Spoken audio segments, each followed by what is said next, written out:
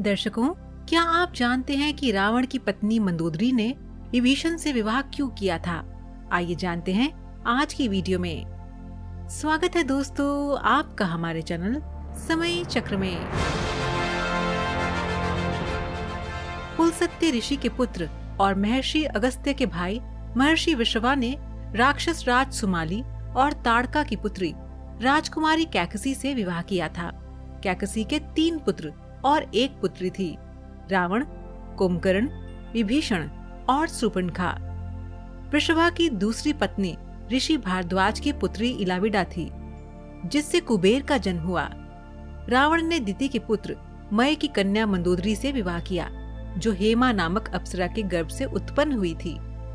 विरोचन पुत्र बलि की पुत्री वज्रज्वला से कुंभकर्ण का और गंधर्व राज महात्मा शैलूष की कन्या सरमा से विभीषण का विवाह हुआ था। भगवान शिव के वरदान के कारण ही मंदोदरी का विवाह रावण से हुआ था। मंदोदरी ने भगवान शंकर से वरदान मांगा था कि उनका पति धरती पर सबसे विद्वान और शक्तिशाली हो। मंदोदरी ने श्री बिल्वेश्वर नाथ मंदिर में भगवान शिव की आराधना की थी।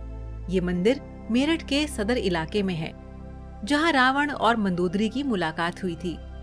रावण की कई रानियां थी, लेकिन लंका की रानी सिर्फ मंदोदरी को ही माना जाता था। 5 कन्याओं में से एक मंदोदरी को चिरकुमारी के नाम से भी जाना जाता है।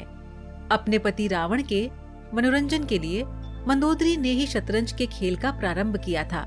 मंदोदरी से रावण को पुत्र मिले अक्षय कुमार, मेघनाथ और अतिकाय, महोदर, प्रहस्त, विरूपाक्ष और भीकम वीर को भी उनका पुत्र माना जाता है। एक कथा ये है कि रावण की मृत्यु एक खास बाण से हो सकती थी और इस बाण की जानकारी मंदोदरी को थी।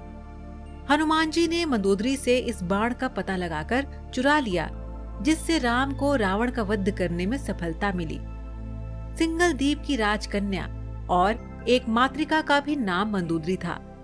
हालांकि जनश्रुतियों के अनुसार मंदोदरी मध्य प्रदेश के मंदसौर राज्य की राजकुमारी थी। ये भी माना जाता है कि मंदोदरी राजस्थान के जोधपुर के निकट मंडोर की थी। क्यों किया मंदोदरी ने विभीषण से विवाह? जब रावण सीता का हरण करके लाया था, तब भी मंदोदरी ने इसका विरोध कर सीता को पुनः राम को सौंपने को कहा था। लेकिन रावण ने मंदोदरी की एक नहीं सुनी और रावण का राम के साथ भयंकर युद्ध हुआ।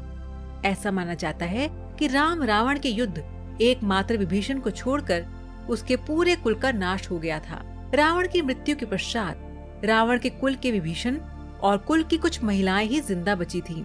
युद्ध के पश्चात मंदोदरी भी युद्ध भूमि पर गईं और वहां अपने पति, पुत्रों और अन्य संबंधियों का शव देखकर अत्यंत दुखी हुईं। फिर उन्होंने प्रभु श्री राम की ओर देखा, जो अलौकिक आभा से युक्त दिखाई दे रहे थे। श्री राम ने लंका के सुखद भविष्य हेतु विभीषण को राजपाट सौंप दिया। कहते हैं कि अद्भुत रामायण के अनुसार विभीषण के राज्याभिषेक के बाद प्रभु श्री राम ने बहुत ही विनम्रता से मंदोदरी के समक्ष विभीषण से विवाह करने का प्रस्ताव रखा था। साथ ही उन्होंने मंदोदरी को ये भी याद दिलाया कि वह अभी लंका की महारानी और अत्यंत बलशाली रावण की विधवा हैं। कहते हैं कि उस वक्त तो उन्होंने इस प्रस्ताव पर कोई उत्तर नहीं दिया था। जब प्रभु श्री राम अपनी पत्नी सीता और भ्राता लक्ष्मण के साथ वापस अयोध्या लौट गए, तब पीछे से मंदोदरी ने खुद को महल में कैद कर लिया और बाहर की दुनिया से अपना संपर्क खत्म कर लिया। कुछ समय बाद वह पुनः अपने महल से निकली और विभीषण से विवाह करने के लिए तैयार हो गईं। हालांकि कुछ विद्वानों का मानना है कि इस बात में कोई सच्चाई नहीं है, ये तो मात्र किंवदंतियां हैं। लेकिन मंदोदरी के बारे में इस बात पर विश्वास करना थोड़ा मुश्किल है, क्योंकि मंदोदरी एक सती स्त्री थी, जो अपने पति के प्रति समर्पण का भाव रखती थी। ऐसे में मंदोदरी का विभीषण से विवाह करना अपने आप में हैरानी करने वाली घटना है। हालांकि रामायण में ऐसे ही कई अजीब किस्से हैं। ये भी सोचने में आता है कि कुछ समाजों में प्राचीन काल में ऐसा ही प्रचलन था। सुग्रीव ने भी बलि के मारे जाने के बाद उसकी पत्नी से विवाह कर लिया था। तो दर्शकों, आज का सवाल आपके लिए ये है कि क्या आप बता सकते हैं कि भगवान राम के पिता का नाम क्या था? आप इसका जवाब हमें नीचे कमेंट बॉक्स में दीजिए। हमें आपके जवाब का इंतजार रहेगा।